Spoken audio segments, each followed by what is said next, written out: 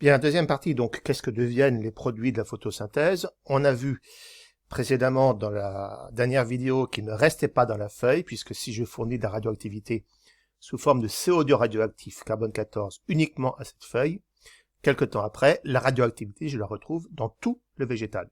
Or, ce qui circule dans le végétal, ce n'est pas du gaz, c'est la matière organique. Dans la feuille, j'ai eu photosynthèse, dans l'organe source, donc le CO2 a été intégré à la matière organique, et ce qui a circulé ensuite dans la sève élaborée, c'est la matière organique à destination de l'ensemble du végétal. D'accord ? L'organe puits étant l'organe qui va recevoir les molécules qui se sont formées ici dans la feuille. Qu'est-ce qui circule dans la sève élaborée? Des molécules comme le glucose, mais surtout comme le fructose, qui est un diose, c'est-à-dire c'est en fait deux monooses accrochés les uns aux autres. Le sirop d'érable, par exemple, très sucré, parce qu'il y a du fructose. C'est la sève élaborée. Ça se prélève à partir de la sève élaborée. Bien. Ces molécules vont donc circuler dans tout le végétal et vont avoir différentes fonctions. Elles vont servir à la croissance de la plante, elles vont servir à la mise en réserve pour permettre de passer les mauvaises saisons, elles vont servir, elles vont jouer un rôle dans les interactions avec les autres êtres vivants. Donc déjà, les rôles de ces matières organiques dans la croissance de la plante. On a vu dans les chapitres précédents que il y avait des vaisseaux conducteurs dans lesquels circulait de la sève, et notamment le xylème qui est fabriqué qui est formé de vaisseaux dont la paroi ici contient de la lignine. Or cette lignine, vous avez ici sa formule chimique, vous voyez qu'est-ce qu'on y trouve? Oxygène, hydrogène, carbone, donc tous ces éléments que l'on retrouve au départ dans la molécule de glucose. Donc à partir de ce glucose, par une série de réactions chimiques, eh bien cette molécule de lignine va se former grâce à l'équipement enzymatique que possèdent les cellules. Et cet équipement enzymatique dépend de l'équipement génétique.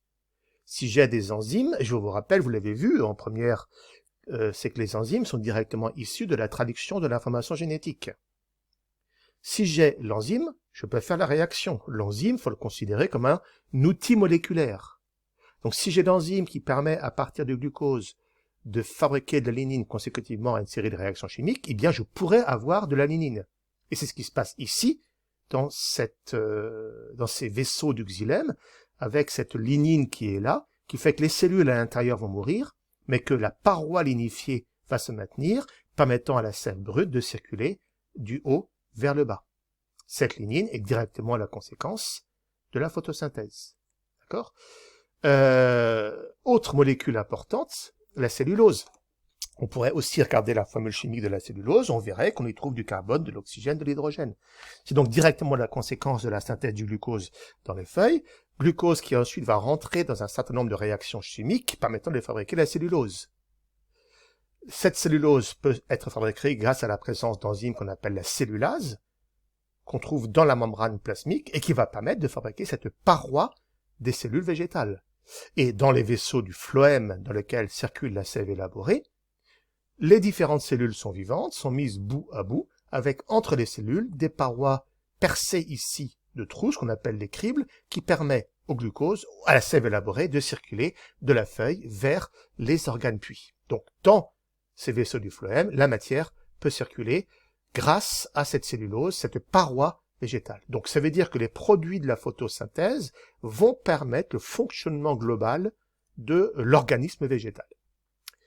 Ces produits peuvent aussi servir d'interaction avec d'autres êtres vivants. Interaction comme molécule de défense. Exemple, les produits irritants qu'on trouve dans les poils de l'ortie, les produits urticants. C'est directement la conséquence de la photosynthèse. Exemple, les tanins qu'on va trouver dans les feuilles ici qui sont broutées par un coup doux. Ces tanins sont des molécules répulsives, on les verra très largement dans le chapitre suivant. Le végétal qui est ici consommé par cet antilope va en réaction fabriquer une molécule répulsive qu'on appelle le tanin, ce qui fait que cette antilope qui est là, si elle consomme ces plantes, va avoir quelques difficultés. Donc on a une molécule de défense qui est directement aussi la conséquence de la photosynthèse. Enfin, dernière chose, les produits fabriqués par photosynthèse vont permettre d'attirer notamment les oiseaux. Quel est l'intérêt ici? On le reverra dans le chapitre suivant. Vous avez ici des fruits. Dans ces fruits, il y a des graines. Dans la graine, il y a l'embryon. Pour que la plante puisse être disséminée, il faut que l'embryon puisse être transporté. Qu'est-ce qui va transporter l'embryon? L'oiseau qui va manger le fruit. L'oiseau mange le fruit. L'embryon est protégé dans la graine. L'oiseau mange le fruit d'un côté, rejette les excréments de l'autre côté, et dans les excréments, il y a la graine, dans la graine, il y a l'embryon.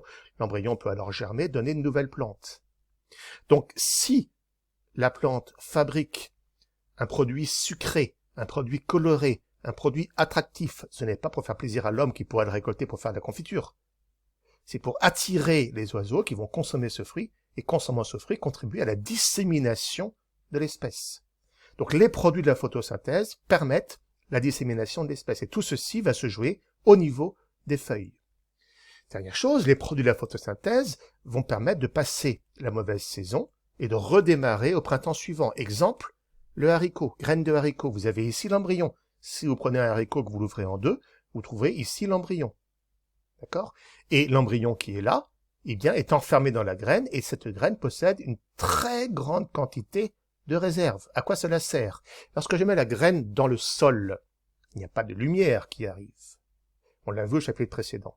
Pour que cet embryon puisse grandir, pour que les racines puissent se mettre en place, pour que les premières feuilles puissent émerger à la surface et assurer la photosynthèse, eh bien l'embryon qui est là va utiliser les réserves contenues dans la graine. Ces réserves vont permettre à l'embryon de pousser. C'est la même chose ce qui se passe sur un arbre entre l'automne et le printemps suivant. En automne, dans nos régions, les arbres sont majoritairement à feuilles caduques, perdent leurs feuilles. Comment expliquer que les feuilles puissent réapparaître au printemps alors qu'il n'y a plus de feuilles, donc il n'y a plus de photosynthèse possible? Parce que ce qui a été mis en réserve dans le tronc va permettre d'édifier les premières feuilles qui sont contenues dans le bourgeon, qui vont devenir vertes, faire la photosynthèse pour que le végétal puisse à son tour grandir. Donc cette mise en réserve est quelque chose d'absolument fondamental dans la vie du végétal, et ce qui est mis en réserve, ce sont les produits de la photosynthèse. De la même façon pour les pommes de terre. Qu'est-ce que c'est qu'une pomme de terre? C'est une tige souterraine qui s'est gorgée de réserve. Comment est-ce qu'on sait que c'est une tige? Parce qu'à la surface, vous avez des bourgeons. Quand on dit que la pomme de terre germe quand elle a été laissée trop longtemps, en fait, c'est pas qu'elle germe, c'est que les bourgeons qui sont contenus ici à sa surface, eh bien, vont édifier de nouvelles tiges. Et comment est-ce que le bourgeon qui est là peut édifier une nouvelle tige? Parce que la pomme de terre, entre guillemets, a mis en réserve de la matière organique. Cette matière organique, on peut très bien la voir. Lorsqu'on prend de la pomme de terre, qu'on fait une mini-coupe, qu'on la gratte à la surface et qu'on la monte dans l'eau iodée, on aperçoit des grains d'amidon. Des grains d'amidon. L'amidon, c'est un polyose, c'est une chaîne de glucose. Un amidon, c'est un enchaînement d'environ 10 à 15 000 glucoses. Lequel glucose s'est fabriqué, a été mis en place dans les feuilles. Donc si on prend la pomme de terre, dans les feuilles se fait la synthèse du glucose qui va migrer dans la sève élaborée, venir s'accumuler dans les tiges souterraines, dans le sol, pour que la pomme de terre puisse se former. L'hiver arrive, les parties aériennes meurent, la pomme de terre reste dans le sol, au printemps suivant, une nouvelle tige peut être élaborée. C'est le principe des tubercules. La pomme de terre est un tubercule. Voilà, donc vous avez ainsi résumé sur ce schéma l'ensemble de ce qu'on a pu voir sur ce chapitre, d'accord, sur l'organisation fonctionnelle des plantes à fleurs et sur le devenir, enfin sur déjà les mécanismes de la photosynthèse et le devenir de la matière organique fabriquée dans les feuilles. Voilà pour ce chapitre.